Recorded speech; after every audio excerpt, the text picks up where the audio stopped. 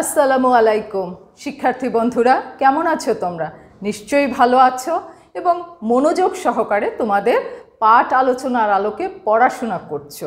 এভাবেই তোমরা করে যাও এবং আমরাও প্রত্যাশা করি তোমরা ভালো ফলাফল লাভ করো। মাইলস্টোন কলেজ কর্তৃক আয়োজিত অনলাইন পাঠদান কার্যক্রমে তোমাদেরকে আরেকবার স্বাগত জানাই। আজকে তোমরা যারা সংযুক্ত রয়েছো শ্রেণী সপ্তম, বিষয় বাংলাদেশ ও বিশ্ব পরিচয়, এবং আমি শিক্ষক জোয়ান্না সরকার তোমাদের সাথে রয়েছি। আজকের ক্লাস নং 7। শিক্ষার্থী বন্ধুরা, আমরা গত ক্লাসে বা বিগত ক্লাসে আলোচনা কি করেছি, কতটুকু পড়াশোনা আমাদের মনে আছে তা একটু আমরা যাচাই করে নেই। তাহলে আমাদের পূর্বের পড়াটাও মনে থাকবে এবং নতুন পড়াটাও আমাদের শিখতে সুবিধা হবে। আমরা পূর্ব পাঠ যাচাই করি। আমাদের পূর্বে ছিল অধ্যায় 1, বাংলাদেশের স্বাধীনতা সংগ্রাম। তোমরা মনোযোগ দিয়ে প্রশ্নগুলো শোনো এবং উত্তর দিতে অবশ্যই তোমরা পারবে। আমাদের প্রথম প্রশ্ন, 6 দফা ঘোষিত হয়েছিল কোন তারিখে? হ্যাঁ, ঠিক বলেছ বন্ধুরা, 1966 সালের 5ই মে। আমাদের দ্বিতীয় প্রশ্ন, আইয়ুব খানের আমলে কতজন বাঙালি মন্ত্রী ছিলেন? এটিও তোমরা যথার্থভাবে উত্তর দিয়েছ, 22 জন বাঙালি মন্ত্রী ছিলেন। আমাদের তৃতীয় প্রশ্ন, 1954 সালে যুক্ত ফ্রন্টের বিজয়কে কি বলে আখ্যায়িত করা হয়? যথার্থ বলেছ, ব্যালট বিপ্লব। এভাবেই তোমরা নিয়মিত পড়াশোনা করো। শিক্ষার্থী বন্ধুরা, আজকে আমরা চলে যাই আমাদের আজকের পাঠ আলোচনায়। আমাদের আজকের আলোচনার বিষয় অধ্যায় 3, যার শিরোনাম পরিবারে শিশুর বেড়ে ওঠা। আমরা এই অধ্যায় হতে অর্থাৎ অধ্যায় 3 হতে 3টি পাঠ নিয়ে আজকে আলোচনা করব এবং শিখব। পাঠ 1, পরিবারের ধারণা ও ধরন। পাঠ 2, বাংলাদেশের গ্রাম ও শহরের পরিবার। পাঠ 3, পরিবর্তনশীল পরিবার ও শিশুর সামাজিকীকরণ। তাহলে আজকে আমরা অধ্যায় 3, পাঠ 1, 2 ও 3 আলোচনার পূর্বে জেনে নেই আমাদের শিক্ষার কি রয়েছে, অর্থাৎ আমাদের শিক্ষণীয় বিষয়টি কি হবে। মোট কথা আমরা বলতে পারি আমাদের শিখন ফল আজকের পাঠ আলোচনা হতে। আমাদের শিখন ফল, পরিবার কি ও কত প্রকার তা ব্যাখ্যা করতে পারব। দ্বিতীয়ত, বাংলাদেশের গ্রাম ও শহরের পরিবারের পার্থক্যের কারণ বর্ণনা করতে পারব। তৃতীয়ত, পরিবর্তনশীল পরিবার সম্পর্কে ধারণা লাভ করব। চতুর্থত, শিশুর সামাজিকীকরণে পরিবারের ভূমিকা বর্ণনা করতে পারব। তাহলে আসো শিক্ষার্থী বন্ধুরা, আমরা পাঠ আলোচনায় যাই। অধ্যায় 3, পাঠ 1, 2 ও 3। তোমরা একটি ছবি দেখতে পাচ্ছ। দেখা যাচ্ছে একজন পিতা, অনেকে মিলে একটি পরিবার, যার শিরোনাম দিয়েছি আমরা যৌথ পরিবার, এবং যেখানে বাবা মা এবং তাদের পরিবার। আমরা পরবর্তী বিষয়টি দেখি, যা আমাদের পাঠ 1-এ রয়েছে। পাঠ 1-এর বিষয় পরিবারের ধারণা ও ধরন। তাহলে মূল শব্দটি হচ্ছে আমাদের পরিবার। আমরা দেখে নিই পরিবার বলতে কি বোঝায়, পরিবার কি, এর বৈশিষ্ট্য কি। 3টা প্রশ্ন আমরা একসাথে এখান থেকে পেতে পারব। তাহলে মূল বিষয়টা হচ্ছে আমাদের পরিবার। পরিবার কি? সমাজের ক্ষুদ্র একক। কারণ মানুষ সামাজিক জীব, কোথায় বাস করে? পরিবারে বাস করে। আর পরিবারের সবচেয়ে ছোট একক বা প্রতিষ্ঠান হলো কি? পরিবার। তাহলে আমরা বলছি সমাজের ক্ষুদ্র একক, একটি চিরস্থায়ী সামাজিক সংগঠন। সমাজ কখনো বিলুপ্ত হবে না, পরিবার কখনো বিলুপ্ত হবে না, তাহলে তো মানবকুল থাকতে পারে না। তাই বলছে কি একটি চিরস্থায়ী সামাজিক সংগঠন। কোনটি? পরিবার। একই সঙ্গে বসবাসকারী ব্যক্তিদের সমষ্টি, অর্থাৎ পরিবারে একাধিক ব্যক্তি থাকতে পারে। বিয়ে আত্মীয়তা বা পিতামাতার সূত্রে আবদ্ধ। এই যে বিভিন্ন পরিবারের সদস্য রয়েছে তারা বিয়ে আত্মীয়তা বা পিতামাতার সূত্রে কি আবদ্ধ। প্রধান দায়িত্ব হলো, পরিবারের প্রধান দায়িত্ব হলো বংশরক্ষা ও সামাজিকীকরণ। আমরা পেলাম তাহলে পরিবার কি, পরিবার বলতে কি বোঝায়, পরিবারের বৈশিষ্ট্য। আমরা এখন দেখি পরিবারে রয়েছে কি সদস্য, কারণ আমরা বলছি কতিপয় ব্যক্তির সমষ্টি, তাহলে পরিবারের সদস্য রয়েছে এবং সেই সদস্যদেরও কিছু কাজ রয়েছে। কি বলছে? সদস্যদের রয়েছে সুনির্দিষ্ট দায়িত্ব ও কর্তব্য। এটি তোমার এমসিকিউ আকারে বা জ্ঞানমূলক প্রশ্ন আকারে আসতে পারে। সদস্যদের মাঝে রয়েছে ভালোবাসা ও আবেগীয় সম্পর্ক। আমরা এখন দেখব পরিবারের ধরন বা বৈশিষ্ট্যগতভাবে পরিবার কয় প্রকার। বলছে বৈশিষ্ট্যগত দিক থেকে পরিবার দুই প্রকার, একটি একক পরিবার, অন্যটি হচ্ছে যৌথ পরিবার। আমরা প্রথমে দেখি একক পরিবার। কি বলছে একক পরিবার বলতে কি বোঝায়? স্বামী স্ত্রী ও অবিবাহিত সন্তান নিয়ে একক পরিবার গঠিত। শহরে বেশি দেখা যায়। চাকুরি ও ব্যবসা, একক পরিবারের পেশা হচ্ছে চাকুরি, ব্যবসা, অন্যান্য কাজ। পিতামাতা উভয়ের সিদ্ধান্ত গ্রহণ করে। এককভাবে পিতা বা এককভাবে মাতা নয়, কিন্তু পিতামাতা উভয়ের সিদ্ধান্ত গ্রহণ করে। কোথায়? একক পরিবারে। আমরা এবার দেখব বৈশিষ্ট্যগতভাবে দ্বিতীয় ধরনের পরিবার হচ্ছে কি যৌথ পরিবার। একটি ছবিও দেখতে পাচ্ছ, অনেকে আছে সেখানে না। কি বলছে? তাহলে যৌথ পরিবারের বৈশিষ্ট্য কি? রক্তের সম্পর্কের ভিত্তিতে কয়েকটি একক পরিবারের সমষ্টি, অর্থাৎ সেখানে রক্তের বন্ধন থাকতে হবে। যৌথ পরিবার কোথায় দেখা যায়? গ্রামে বেশি দেখা যায়। এদের পেশা কি? কৃষি, ছোট ছোট ব্যবসা করে। পিতা এককভাবে সিদ্ধান্ত গ্রহণ করে, যা হচ্ছে যৌথ পরিবারের বৈশিষ্ট্য। তোমরা দুটো ছবি দেখছো, এখানে দেখা যাচ্ছে একক পরিবার এবং গ্রামীণ একটা বৈশিষ্ট্য। অন্যদিকে আমরা দেখছি শহরের একটা বৈশিষ্ট্য বা শহরের একটা অবস্থা, যেখানে বাবা মা এবং সন্তানেরা রয়েছে। এখানে বৃদ্ধ বাবা মার সাথে সন্তান, তাদের ছেলে মেয়ে, নাতি নাতনি সব রয়েছে। তাহলে দু ধরনের দু অবস্থার পরিবার আমরা দেখতে পেলাম। আমাদের পাঠ 2, যার শিরোনাম হচ্ছে বাংলাদেশের গ্রাম ও শহরের পরিবার। বাংলাদেশে গ্রামও রয়েছে, শহর রয়েছে। কি বলছে দেখো, বাংলাদেশের গ্রাম ও শহুরে সমাজে বিভিন্ন ধরনের পরিবার রয়েছে এবং পরিবারগুলোর মধ্যে রয়েছে কি পার্থক্য। এদেশের অধিকাংশ লোক কোথায় বাস করে? গ্রামে বাস করে এবং তাদের প্রধান পেশা হলো কৃষি।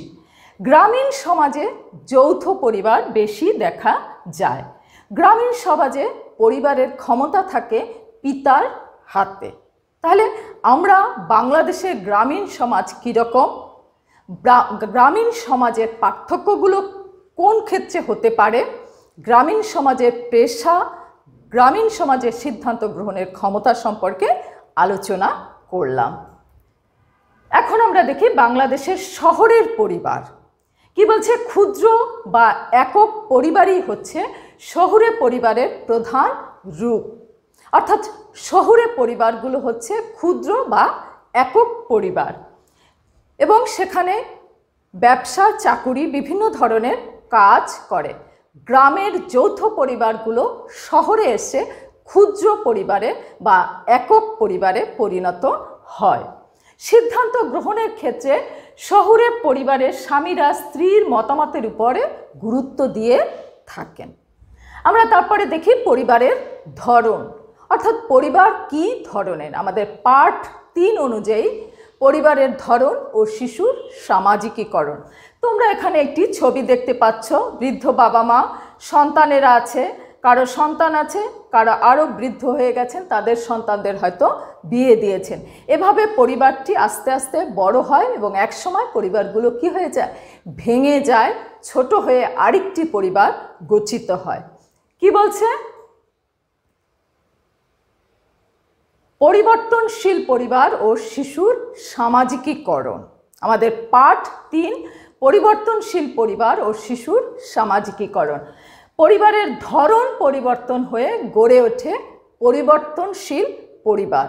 অর্থাৎ পরিবারটা প্রথমে থাকে ছোট, পরে হয় বড়, তারপরে আবার ভেঙে সেটা ছোট হয়ে যায়। এই যে কাঠামো ভাঙছে, যৌথ পরিবার ভেঙে ছোট হচ্ছে, একক পরিবার হচ্ছে, সেটাকেই বলছে পরিবর্তনশীল পরিবার। আর এই ধরন পরিবর্তনের পিছনে রয়েছে বিভিন্ন কারণ। কি কি কারণ হলো? সম্পত্তির সিলিং নীতি, অধিক জনসংখ্যা বৃদ্ধি, পারিবারিক দ্বন্দ্ব, সীমিত আয়, বাসস্থান সমস্যা, বিবাহ বিচ্ছেদ, শিক্ষা, চাকুরি, নারীর কর্মসংস্থান। এই বিভিন্ন কারণে, এক বা একাধিক কারণে যৌথ পরিবারগুলো ভেঙে যাচ্ছে। সেটা শহরেও যৌথ পরিবার ভাঙছে, গ্রামেও যৌথ পরিবার ভাঙছে। অন্যদিকে শহরে একক পরিবারগুলোর সংখ্যা বৃদ্ধি পাচ্ছে, গ্রামেও একক পরিবারের সংখ্যা বৃদ্ধি পাচ্ছে। যৌথ পরিবারে আবেগীয় সম্পর্ক, ভালোবাসা থাকে কি বেশি, এবং একে অন্যকে কি করে বেড়ে উঠতে শিখতে সাহায্য করে। অন্যদিকে একক পরিবারে এই সম্পর্কগুলো থাকে না, তাদের মধ্যে একাকিত্ব দেখা যায়, স্বার্থপরতা দেখা যায়। কিন্তু যৌথ পরিবারে ভালোবাসার বন্ধন থাকে কি অটুট।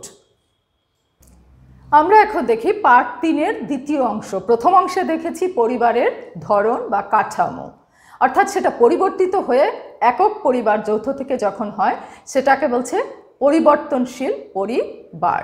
তার কারণগুলো আলোচনা করেছি। এখন আমরা দ্বিতীয় অংশ দেখি, সামাজিকীকরণ। সেই সামাজিকীকরণটা কোথা থেকে গড়ে ওঠে? পরিবার থেকে। কি বলছে দেখো, একটি শিশু পরিবার তথা সমাজে যেভাবে সামাজিক হয়ে গড়ে ওঠে তাকে বলে সামাজিকীকরণ।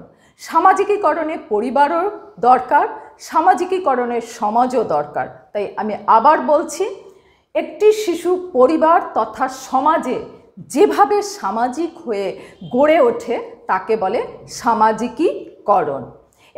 এটি একটি চলমান প্রক্রিয়া, কারণ আমরা একটু আগে আলোচনা করেছি পরিবার একটা চিরস্থায়ী সামাজিক সংগঠন। তাহলে সেখানে পরিবারে এটা চলতে থাকে। কোনটি? সামাজিকীকরণ, শিশুর বৃদ্ধিতে। আমরা এখন দেখি শিশুর সামাজিকীকরণে পরিবারের ভূমিকাটা কি। কি বলছে? পরিবারে আমরা জানি পিতামাতা রয়েছে, পরিবারে অন্যান্য সদস্যরা রয়েছে। শিশুর শিক্ষা ক্ষেত্রে পরিবারে পিতামাতা এবং সদস্যরা সাহায্য করে থাকে। পূর্বের যদি বা প্রাচীনকালের পরিবারগুলোতে যৌথ পরিবারে দেখা যায় বয়স্করা পিতামাতা শিশুর শিক্ষা, শিশুর কথা বলা, শিশুর বর্ণমালা শেখা, শিশুর ছোট ছোট কবিতা ছড়া শেখা, সবগুলো পরিবার থেকে সে শিখে স্কুলে যায় বা বিদ্যালয়ে যায়। কিন্তু বর্তমানে এই সামাজিক পরিবর্তন ঘটেছে, কারণ এখন শিশুর শিক্ষার স্থান দখল করেছে বিদ্যালয়, বিভিন্ন কিন্ডারগার্টেন, বিভিন্ন কোচিং সেন্টার। তার ফলে শিশুর পরিবারের যে সামাজিকীকরণ শিক্ষার ক্ষেত্রে ভূমিকা ছিল সেটি কমে আসছে। তবে শিক্ষা পরিবার থেকেই শিশুকে গ্রহণ করতে হয় এবং এক্ষেত্রে পিতামাতা এবং সদস্যদের ভূমিকা হলো সবচেয়ে বেশি। অন্যান্য প্রতিষ্ঠান শিশুকে শিক্ষালাভে সহায়তা করছে, কিন্তু সেক্ষেত্রে শিশুর যথাযথ সামাজিকীকরণ ঘটছে কিনা তা চিন্তার বিষয় বা দেখার বিষয়। দ্বিতীয় ভূমিকা হলো ধর্ম শিক্ষা। শিশুর নৈতিকতা, নৈতিক আচরণ, মূল্যবোধ এগুলো পরিবারের থেকে শিশু শিখে থাকে। কিন্তু আজকের পরিবারগুলো যৌথ নেই, একক পরিবার। সেখানে শিশুর নৈতিকতা, শিশুর ধর্মীয় মূল্যবোধগুলো যথাযথভাবে শিশু শিখতে পারছে না। এখন শিশুরা আর বাড়িতে বসে ধর্মীয় শিক্ষা লাভ করতে পারছে না। কোথায় যাচ্ছে? ক্যাসেটের মাধ্যমে মৌলবি রেখে তারা ধর্মীয় শিক্ষা লাভ করছে। ফলে শিশুর নৈতিক অবক্ষয় ঘটছে। আর এই দিক থেকে পরিবারের পিতামাতা ও সদস্যদের ভূমিকা হলো সবচেয়ে বেশি, যাতে শিশু একজন যথার্থ ধর্মীয় মূল্যবোধে নৈতিক শিক্ষায় বেড়ে উঠতে পারে, অন্যদের প্রতি শ্রদ্ধা, ছোটদেরকে গড়ে তুলতে সাহায্য করতে পারে।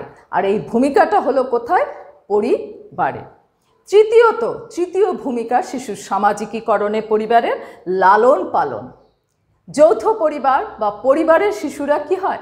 লালিত পালিত হয়। সে কিভাবে বেড়ে উঠবে, তার আদর, স্নেহ, ভালোবাসা সে পরিবারের থেকে শেখে এবং সে বড়দের কাছ থেকে শিখতে পারে, ছোটদের ক্ষেত্রে সেগুলো শেখাতে পারে। কিন্তু আজকাল দেখা যায় বা আজকাল কি করে, যারা চাকুরিজীবী বাবা মা তারা শিশুদেরকে যথার্থভাবে লালন পালন করতে পারছে না। ফলে বিভিন্ন প্রতিষ্ঠান গড়ে উঠেছে এই দায়িত্ব পালনের জন্য, অর্থাৎ শিশুর লালন পালনের জন্য। যেমন baby home, day care centre গড়ে উঠেছে, বা শিশুরা তাদের বাড়িতে অন্য আত্মীয় স্বজনের কাছে বড় হচ্ছে। ফলে তার মধ্যে আবেগীয় সম্পর্কগুলো কি হচ্ছে? কমে যাচ্ছে। আর এই ক্ষেত্রে পরিবারের ভূমিকা হচ্ছে সবচেয়ে বেশি এবং তা পালন করা একান্ত অপরিহার্য। আমরা চতুর্থত দেখি বিনোদন, শিশুর আনন্দ লাভ, শিশুর বেড়ে উঠতে সাহায্য, শিক্ষা, তারপরে তার হচ্ছে বিভিন্ন ধরনের খেলাধুলা, শারীরিক কসরত, আনন্দ অনুষ্ঠান, এগুলো কি যৌথ পরিবারে বা পরিবারের মধ্যে হয়ে থাকে। একক পরিবারে হচ্ছে কিন্তু সেটার পরিমাণ কম, কারণ এই বিনোদনের জন্য এখন বিভিন্ন প্রতিষ্ঠান গড়ে উঠেছে। যেমন বিভিন্ন পার্ক, চিড়িয়াখানা, বিভিন্ন জন্মদিনের উৎসবের জন্য বিভিন্ন হল তৈরি হয়েছে যেখানে অনুষ্ঠান পরিচালিত হয়ে থাকে। এর ফলে শিশু বিনোদন পাচ্ছে, কিন্তু তার যথার্থ কিনা সেটি আমাদের দেখার বিষয়। তাই আমরা বলতে পারি শিশুর সামাজিকীকরণে পরিবারের ভূমিকা হচ্ছে প্রধান ও অন্যতম। তাহলে পরিবার কি কি ধরনের ভূমিকা পালন করতে পারে আমরা আরেকটু দেখি। বলছে কি? শিক্ষা, ধর্মশিক্ষা, লালন পালন এবং বিনোদন। আর এই ক্ষেত্রে পরিবার যৌথভাবে সেটা ভালোভাবে করতে পারে, কিন্তু একক পরিবারে সেটা অনেক সময় সম্ভব হয় না। আমরা এখন দেখি, আমরা আলোচনা করেছি অধ্যায় 3, 5, 1, 2 ও 3 নিয়ে। আমরা এই পাঠ ভিত্তিক কী কী ধরনের জ্ঞানমূলক প্রশ্ন হতে পারে এবং উত্তরগুলো কিভাবে লিখতে হবে আমরা একটু দেখে নেই। শিক্ষার্থী বন্ধুরা, তোমাদের হাতে নিশ্চয়ই পাঠ্যপুস্তক, নোট খাতা, কলম রয়েছে। তোমরা এগুলো তুলে নাও, তাতে তোমাদের পড়াটা শিখতে বইয়ের সাথে মিলিয়ে ভালোভাবে উত্তর এবং উত্তরগুলো সঠিকভাবে লিখতে সাহায্যকর হবে। আমাদের প্রথম জ্ঞানমূলক প্রশ্ন, পরিবারের প্রত্যেক সদস্যদের কি রয়েছে? সুনির্দিষ্ট দায়িত্ব ও কর্তব্য রয়েছে। তোমরা পাঠ 1-এ এটি পাবে। আমাদের দ্বিতীয় প্রশ্ন, পরিবারের অন্যতম প্রধান দায়িত্ব কি? বংশরক্ষা, সামাজিকীকরণ, এটিও তোমরা পাঠ 1-এ পাবে। আমাদের তৃতীয় প্রশ্ন, সমাজের ক্ষুদ্র একক কি? পরিবার সমাজের ক্ষুদ্র একক। একক পরিবার কোথায় বেশি দেখা যায়? শহরে বেশি একক পরিবার দেখা যায়। গ্রামীণ সমাজে পরিবারের ক্ষমতা কার হাতে থাকে? পিতার হাতে থাকে। ষষ্ঠ প্রশ্ন, শিশুর ধর্মীয় মূল্যবোধ ও নৈতিকতা সম্পর্কে কে অবহিত করে? পরিবারের সদস্যরা অবহিত করে। আমাদের সপ্তম প্রশ্ন, চাকুরিজীবী পিতামাতার সন্তানেরা কোথায় লালিত পালিত হচ্ছে? বেবি হোমে ও ডে কেয়ার সেন্টারে। শিশুর সামাজিকীকরণ শুরু হয় কোথায়? পরিবারে শিশুর সামাজিকীকরণ শুরু হয়। নবম প্রশ্ন, বৈশিষ্ট্যের দিক থেকে পরিবার কত প্রকার? কি বলছে? 2 প্রকার। এটিও তোমরা পাঠ 1-এ পাবে। পরিবার কি?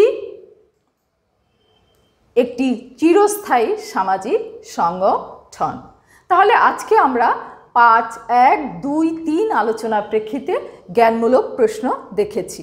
তোমরা বইতে আরও প্রশ্ন পাবে, সেগুলো দেখে পড়বে, তাহলে জ্ঞানমূলক প্রশ্নের ধরন উত্তর লিখনে তোমাদের সহায়তা হবে এবং উত্তরটি হবে সঠিক ও যথার্থ। আমরা এবার আলোচনা করি পাঠভিত্তিক অনুধাবনমূলক প্রশ্ন। শিক্ষার্থী বন্ধুরা, তোমরা জানো জ্ঞানমূলক প্রশ্ন লিখতে হয় এক বাক্যে বা শব্দে, যার মান হচ্ছে 1। অন্যদিকে অনুধাবনমূলক প্রশ্ন লিখতে হয় 2 প্যারাতে। প্রথম প্যারাতে থাকে সংজ্ঞা বা জ্ঞান, দ্বিতীয় প্যারাতে তোমার প্রশ্নে যা চাওয়া হবে তাই লিখবে এবং এই প্রশ্নের মান হচ্ছে 2। তাহলে প্রথম প্রশ্নটি, পরিবর্তনশীল পরিবার বলতে কি বোঝায়? তুমি এখানে বইতে পার্ট 3-এর সংজ্ঞা পেয়েছো। পরিবারের ধরন পরিবর্তন হয়ে যে পরিবার গড়ে ওঠে তাকে বলে পরিবর্তনশীল পরিবার। যেমন যৌথ পরিবার ভেঙে একক পরিবার গঠিত হয়, এটুকু তুমি প্রথম প্যারাতে লিখে দেবে। দ্বিতীয় প্যারাতে পরিবর্তনশীল পরিবার কাকে বলে, কেন পরিবর্তনশীল পরিবার গঠিত হয় তা তুমি বিস্তারিত লিখে দেবে। আমাদের দ্বিতীয় প্রশ্ন, ধর্ম শিক্ষার ক্ষেত্রে পরিবারের ভূমিকা বর্ণনা করো। তাহলে তুমি প্রথম প্যারাতে জ্ঞান অংশে বা সংজ্ঞা অংশে লিখবে, পরিবার হচ্ছে শিশুর সামাজিকীকরণের শ্রেষ্ঠ স্থান। পরিবার থেকে শিশু শিক্ষাসহ ধর্মশিক্ষা লাভ করে থাকে। দ্বিতীয় প্যারাতে ধর্মশিক্ষার ক্ষেত্রে পরিবারের ভূমিকা, অর্থাৎ শিশুরা ধর্মীয় নৈতিক মূল্যবোধ, বিভিন্ন ধর্মীয় ব্যক্তিত্ব সম্পর্কে জ্ঞান, ধর্মীয় বিষয়ে জ্ঞান অর্জন করে কোথা থেকে? পরিবার থেকে। সে বিষয়টি তোমরা পার্ট 3-এর দ্বিতীয় অংশে, যেখানে সামাজিকীকরণের বিষয়টি রয়েছে, সেখানে পাবে এবং সেখান থেকে উত্তরটি লিখবে। আমাদের তৃতীয় প্রশ্ন, বৈশিষ্ট্যগতভাবে পরিবার 2 প্রকার বুঝিয়ে দাও। এভাবে কোটেশন আকারে তোমাদের অনুধাবনমূলক প্রশ্ন আসতে পারে। তাহলে তুমি প্রথমে লিখবে, পরিবার একটি চিরস্থায়ী সামাজিক সংগঠন। বৈশিষ্ট্যগত দিক থেকে পরিবার 2 ধরনের, যেমন একক পরিবার ও যৌথ পরিবার। তুমি প্রথম প্যারাতে দেওয়ার পরে দ্বিতীয় প্যারাতে একক পরিবার বলতে কি বোঝায়, একক পরিবারের পেশা, একক পরিবার কোথায় দেখা যায়, একক পরিবারে কে সিদ্ধান্ত গ্রহণ করে সেটা লিখবে। তেমনি তুমি যৌথ পরিবার কাকে বলে, যৌথ পরিবারের পেশা, যৌথ পরিবার কোথায় দেখা যায়, যৌথ পরিবারে সিদ্ধান্ত কারা গ্রহণ করে সে বিষয়টি তুলে দেবে। তাহলে এই ছিল আমাদের আজকের পাঠভিত্তিক অনুধাবনমূলক প্রশ্ন এবং উত্তর লিখন পদ্ধতি। শিক্ষার্থী বন্ধুরা, এছাড়াও তোমাদের আরও প্রশ্ন আসতে পারে। বইটি যদি তোমরা যথার্থভাবে পড়ো, উত্তর অবশ্যই লিখতে পারবে। শিক্ষার্থী বন্ধুরা, আমরা এতক্ষণ ধরে আলোচনা করেছি, এবার আমরা দেখি আমাদের পাঠটি কতটুকু মনে আছে। নিশ্চয়ই তোমরা মনোযোগ সহকারে শুনেছ এবং লিখে নিয়েছো কি ধরনের প্রশ্ন হতে পারে, উত্তর কি ধরনের হতে পারে, কোথায় উত্তরটি পাওয়া যেতে পারে। তাহলে আসো আমরা আজকে পাঠ যাচাই করি বা পাঠ মূল্যায়ন করি যে আমাদের মনে আছে কতটুকু। যদি মনে নাও থাকে আমরা আবার একটু উত্তর দেখে শুনে মিলিয়ে নেই, আমাদের পড়াটা সহজতর হবে। আমাদের পাঠ মূল্যায়ন আজকের পাঠের আলোকে। প্রথম প্রশ্ন, পরিবার কি? একটু চিন্তা করো, অবশ্যই উত্তর দিতে পারবে। একটি চিরস্থায়ী সামাজিক সংগঠন। আমাদের দ্বিতীয় প্রশ্ন, যৌথ পরিবার কোথায় বেশি দেখা যায়? আমি আবার প্রশ্নটি বলছি, যৌথ পরিবার কোথায় বেশি দেখা যায়? হ্যাঁ শিক্ষার্থী বন্ধুরা, এটিও তোমাদের যথার্থ হয়েছে, গ্রামাঞ্চলে যৌথ পরিবার বেশি দেখা যায়। আমাদের তৃতীয় প্রশ্ন, শিশুর সামাজিকীকরণে প্রথম ভূমিকা রাখে কোনটি? আমি আবার প্রশ্নটি বলছি, শিশুর সামাজিকীকরণে প্রথম ভূমিকা রাখে কোনটি? হ্যাঁ, তোমরা মনে করতে পেরেছ, পরিবার শিশুর সামাজিকীকরণে প্রথম ভূমিকা রাখে। শিক্ষার্থী বন্ধুরা, আজকে আমরা অধ্যায় 3 পাঠ 1, 2, 3 নিয়ে আলোচনা করলাম। পরিবার কি, কত প্রকার, বাংলাদেশের গ্রাম ও শহরের পরিবার।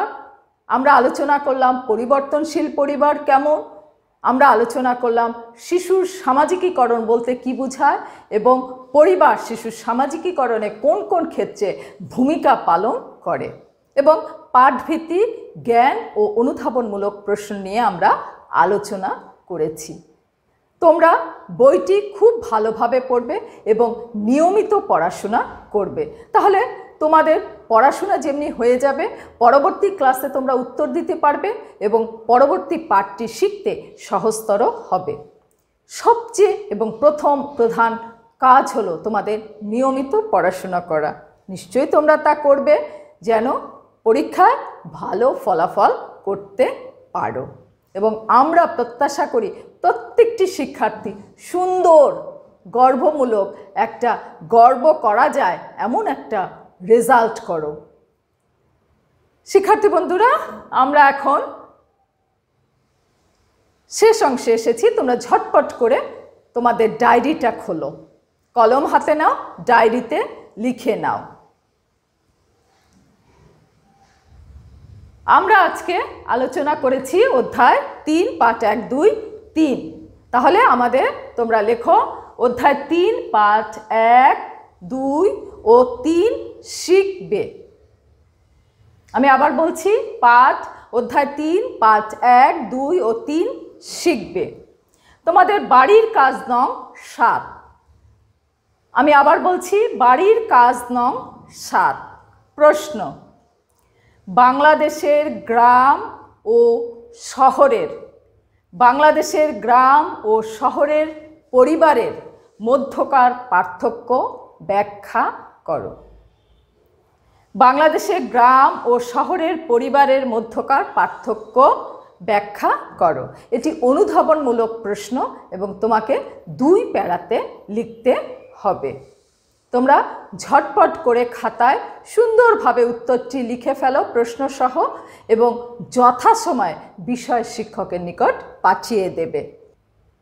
শিক্ষার্থী বন্ধুরা, তোমরা নিয়মিত পড়াশোনা করো, মনোযোগ সহকারে পড়াশোনা করো এবং উত্তরোত্তর উন্নতি করো, এটাই আমরা প্রত্যাশা করছি। সবাই খুব ভালো থাকো। ধন্যবাদ সকলকে।